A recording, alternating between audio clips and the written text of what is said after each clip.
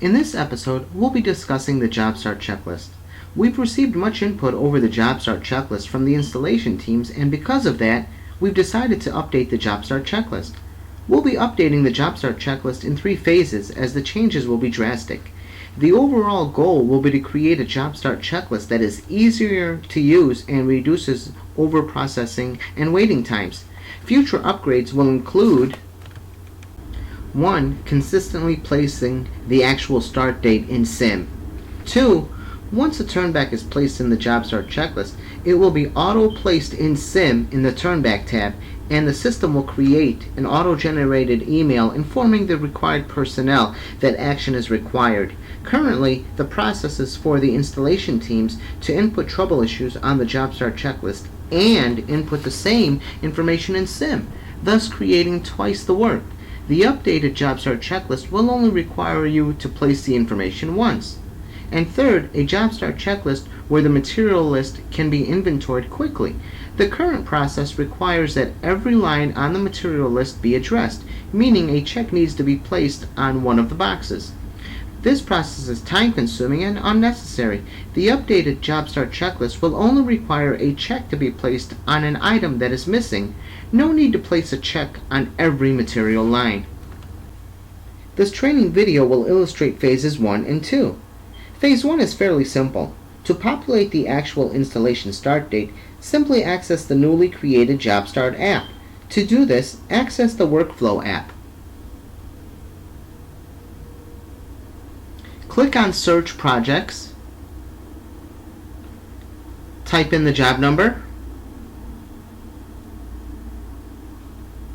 Once you type in the job number, click Search. Confirm this is the job and press the job number. This is the app that we'll be utilizing. Click on Job Start. Answer the following 4 questions. Do I have all customer job paperwork? Yes. Can I answer yes to all 10 Ask Yourself questions? Yes. Can I start the job? Yes. Is this a removal job? If no, leave no. If yes, click on yes and answer the last question. Once that is done, click on Save, located in the top right corner. This will create an auto-generated email which will go to the installation supervisor. For this case, I will delete that name and type in my name and click Send.